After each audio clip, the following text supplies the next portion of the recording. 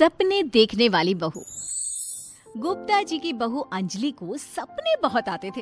एक दिन सुबह सुबह जब अंजलि सोकर उठी, सासू माँ जानती हैं क्या होने वाला है? अरे क्या हुआ, फिर से कोई नया सपना देख लिया क्या? हाँ सासू माँ, बहुत जोर से बरसात आने वाली है। आज कोई कपड़े मत धोना, सूख नहीं पाएंगे। अरे बहू, बाहर तो इतनी तेज धूप निकली पड़ी है, तुमको कहाँ बारिश नजर आ रही है? अरे मम्मी जी, मैंने सपने में देखा था बहुत जोर से बारिश होने वाली है, इसलिए बस आज कोई कपड़े नहीं धुलेंगे। अरे लेकिन इससे पहले भी तो कितनी बार तुझे सपने आए हैं, कभी कुछ सच भी होता है क्या? मम्मी जी, आप भी ना सपनों पर भरोसा करना चाहिए, भरोसा।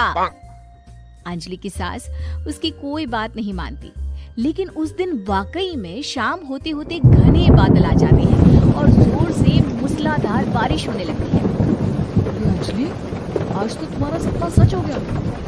बहू, आज तो तुमने सपने में बारिश देखी थी ना, और देखो सच में बारिश हो गई। लगता है अगली बार से हमें तुम्हारी बात माननी पड़ेगी। पापा जी, मैं तो हर बार ही मम्मी जी से कहती हूँ, मेरे सपने सच हो जाते हैं, बस भरोसा रखिए। कुछ दिनों के बाद, अजी सुनते हैं, मुझे ना सपना आया था और सपने में मैंने देखा कि आपकी पूरी 1 करोड़ की लॉटरी लगी है। अरे कभी कभी सपना सच होना सही बात है, लेकिन हमेशा ऐसा नहीं होता अंजलि। और वैसे भी लॉटरी लगने ही वाली है तो अच्छी बात है ना। मैं तो कहती हूँ, हम वो बड़ा सा घर खरीदने वाले थे ना, आज ही चलकर उसको फाइनल कराते हैं। अरे वाह वाह, हाथ में पैसा नहीं और बड़ा घर खरीदना है। अरे मम्मी जी, बताया ना आपको, मुझे सपना आया था कि हमें 1 करोड़ की लॉटरी लगने वाली है। देखो बेटा, ये पैसों का मामला है, इसमें किसी तरह की रिस्क नहीं लेनी चाहिए। और जब तुम्हारा सपना सच हो जाए तब तुम घर खरीद लेना। मम्मी पापा ठीक है अंजलि, अभी इतनी जल्दबाजी करने की क्या जरूरत है? मैं कुछ नहीं जानती, मुझे वो घर चाहिए तो चाहिए। और आपको प्रॉब्लम क्या है? कुछ दिनों में तो पैसे आने ही वाले हैं लॉटरी से। हाँ तो जब पैसे आ जाएंगे तब खरीद लेंगे ना। पर हमारी अंजलि खाना पीना छोड़कर जिद पकड़कर बैठ जाती है। आखिर मजबूर होकर अंजलि के पति को उस घर को बुक कराने के पैसे देने पड़ते हैं। कई दिन बीत जाते हैं, लेकिन अंजलि के पति की कोई लॉटरी नहीं लगती। कुछ दिनों के बाद, तुम्हारे सपने के चक्कर में तो सब खराब हो गया अंजलि।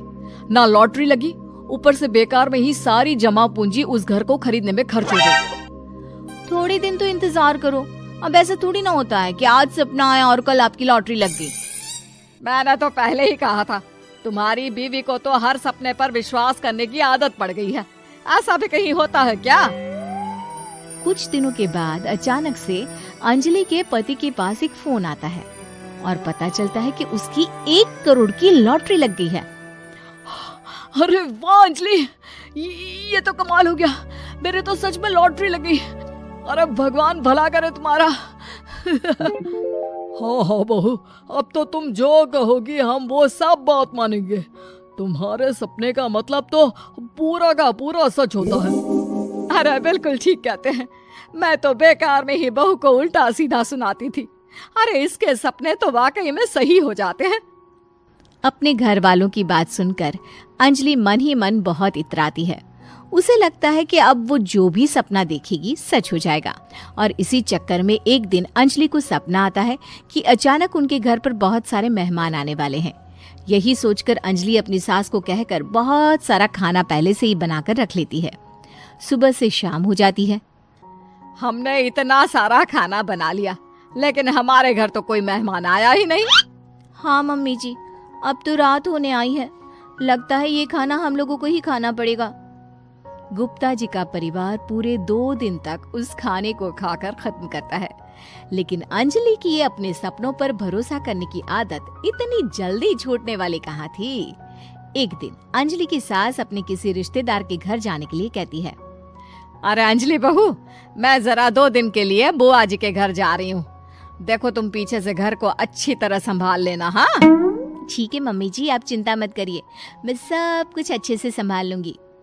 बहू, वैसे तो तुम सब कुछ बहुत अच्छे से ही करती हो, लेकिन देखो ये जरा ना सपनों पर भरोसा थोड़ा कम किया करो बेटा। क्या मम्मी जी, मेरे इतने सारे सपने तो सच हो जाते हैं, उसके बाद भी आपको शक ही रहता है हमेशा।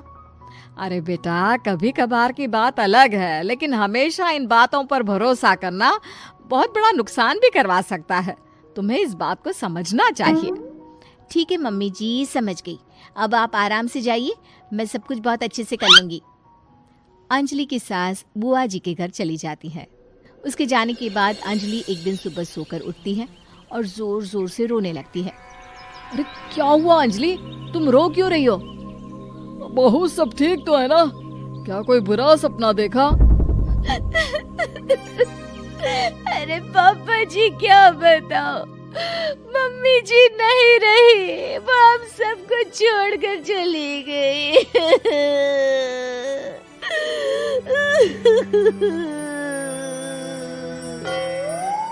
छोड़कर चली गई? अरे क्या मतलब है? वो तो अपनी बुआ जी के घर गई है ना? पापा जी, सासू माँ बुआ जी के घर नहीं, भगवान जी के घर गई है। अरे अंजलि, सुबह सुबह कैसी बात कर रही हो? बुआ के घर गई है, कुछ नहीं हुआ है उनको। मैंने सपने में देखा था, मम्मी जी भगवान को प्यारी हो गई है। अंजलि का पति उसे समझाने की कोशिश करता है, लेकिन अंजलि के बार बार कहने पर वो भी इस बात पर भरोसा कर लेता है कि अब उसकी माँ दुनिया में नहीं रही।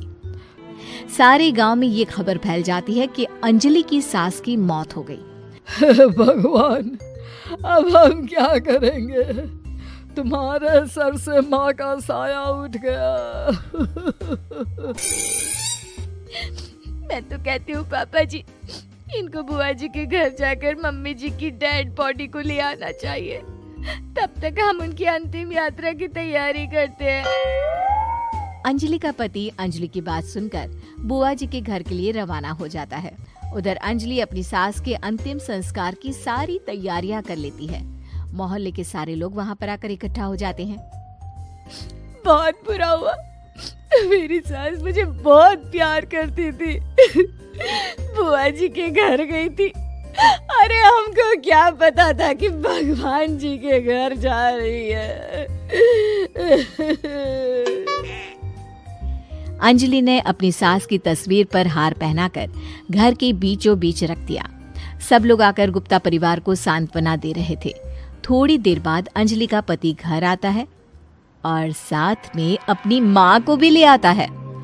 अरे बहू, मेरी तस्वीर पर हार क्यों चढ़ा रखा है?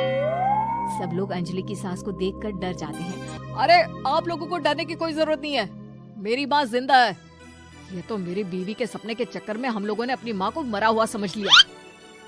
बहू, सपने देखना ठीक है, पर अपनी जिंदा सास का अंतिम संस्कार करना बहुत बड़ी गलती। उसके बाद अंजलि की अपने सपनों पर आंख मूंद कर भरोसा करने की आदत हमेशा के लिए सुधर जाती है।